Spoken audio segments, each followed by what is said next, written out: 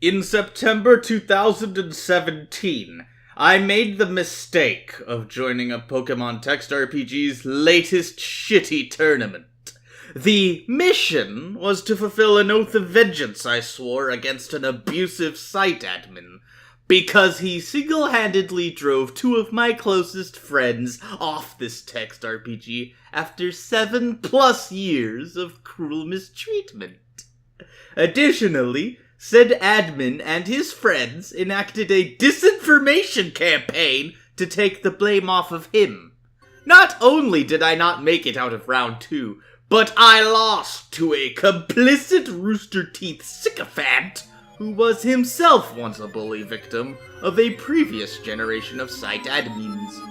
My abject failure to uphold this oath of vengeance, on top of coming dangerously close to permanently resenting even the most innocent of parties, caused my mood to spiral out of control until I decided enough was enough. I rage quit not just that text RPG's Discord. I rage quit the Pokemon fandom in its entirety! I am taking some time to acknowledge Overly Sarcastic Productions' video on tournament arcs. It exists.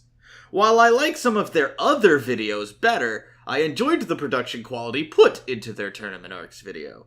Even though I don't normally get comments on my videos and am aware of the fact at this point, I half expect it to be compared to their video on this same subject. I would like to express my desire to give Red a high five without confiscating her talking points. I am under the belief she shares the same dislike of tournament arcs I do, even if she claims different exceptions to the rule of "this trope is utter rubbish."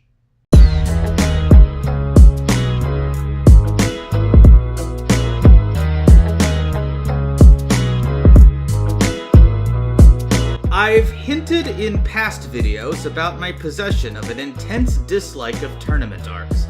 This is me going out of my way to turn that into an entry of the villain's path. A tournament arc is a plot arc consisting of characters engaging in direct competition with each other, with some bureaucratic hoops they need to jump through in order to pad out a story. The story might not be done yet, so something has to placate the people willing to pay mangaka money for their ideas to be penned out. The first foray I had into tournament arcs started when I was a teenager, trying desperately to understand why people liked Dragon Ball Z while I didn't. I consumed other anime and manga which had tournament arcs in them, but the end result was always colossal disappointment. Especially with Yu Yu Hakusho, whose second half gave me an aneurysm of asininity. Sometimes, a tournament arc can be where interesting characters debut. There's that one guy from the Pokemon Sinnoh anime. His name's Tobias, right? I'll have to check Bulbapedia. Regardless, Tobias was the best character in the entire goddamn anime, but his only known roster consisted of 2 legendary Pokemon in his party. The exact same 2 legendaries whom the protagonists let die in their respective movies. While I am not a fan of tournament arcs in any capacity, I can recognize the scarce, almost non-existent, times when they're done in a fashion which resembles decent. Crash Bash, the Asterisk War, and Kingdom Hearts 1 all do a solid job of at least providing some substance to go with all that style.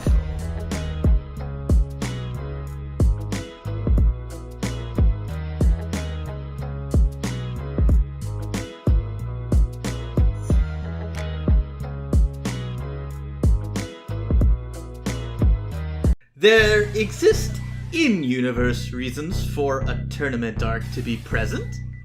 I don't like them, on account of them just standing there, menacingly. An important prize might be grounds to continue the story, even if going in a horrible direction. Money, prestige, a key item, payback because the big bad decided to see their grandfather's soul inside a VHS tape and declared "neener, neener, neener," afterward, thereby inviting their own demise like the dead dullard they are. Usually, the protagonist, or face in this context, wins the prize or prizes. Normally, they're supposed to be rooted for by the very nature of how the story is told. More often than not, however, I cannot stand said protagonist and want to knock their blocks off myself. Preferably with a milkshake. So I try to root for other characters, and I normally root for antagonists in fiction on principle, but I draw the line at rooting for the host of the tournament, and especially if they're using it to enforce authoritarianism. It reminds me of the Roman Empire. I don't like those guys.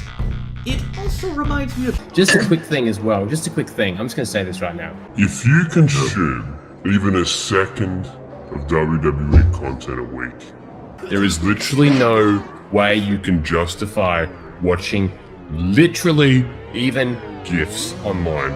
You are a brain-dead moron and you should be castrated.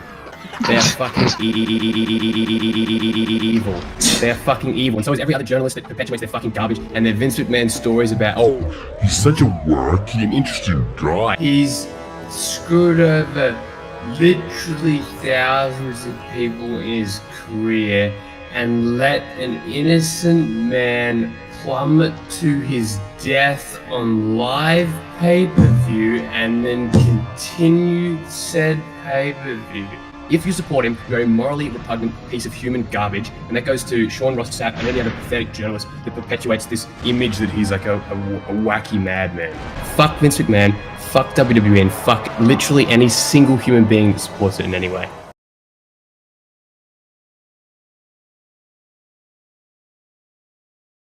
I want to knock their blocks off too.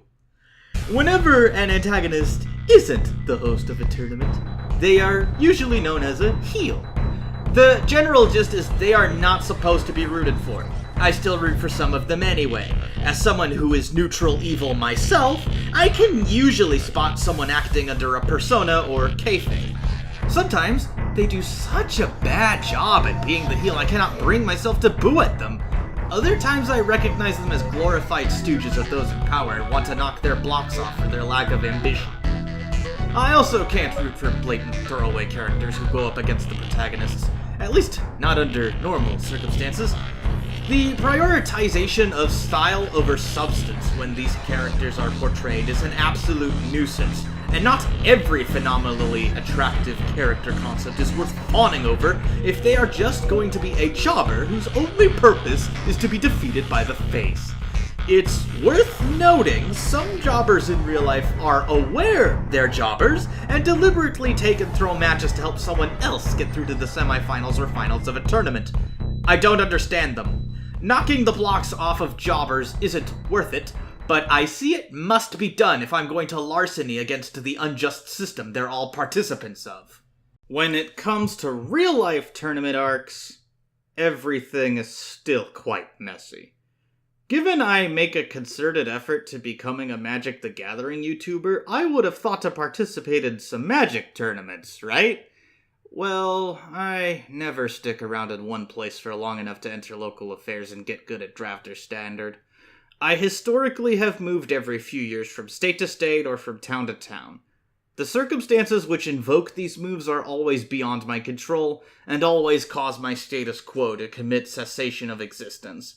The constant moving around has ruined almost every life hobby I ever considered engaging with, as I am forced to uproot myself from support systems which enabled some of them to flourish.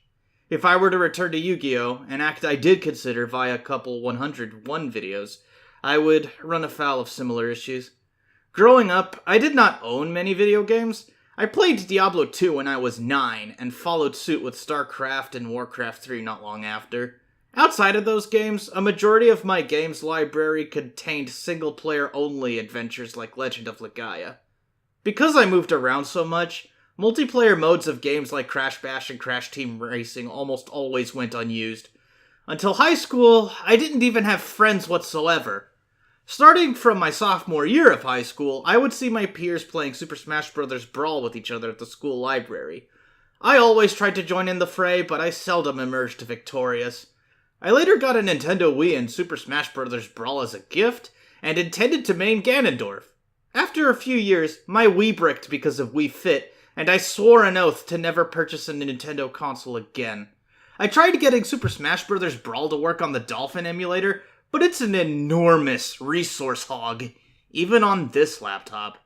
Eventually, college came around and I would see people play various iterations of the Tekken, Marvel vs. Capcom, and Street Fighter series. I tried these as well, but found I was never particularly talented at them. I always felt dejected after each attempt to learn the combos of whatever character I was playing at the time. I considered playing fighting games as I heard it was a good way for me to make money. I unfortunately did not know where any tourneys would take place. Furthermore, I would never expect to make it far enough in a tournament for me to even break even.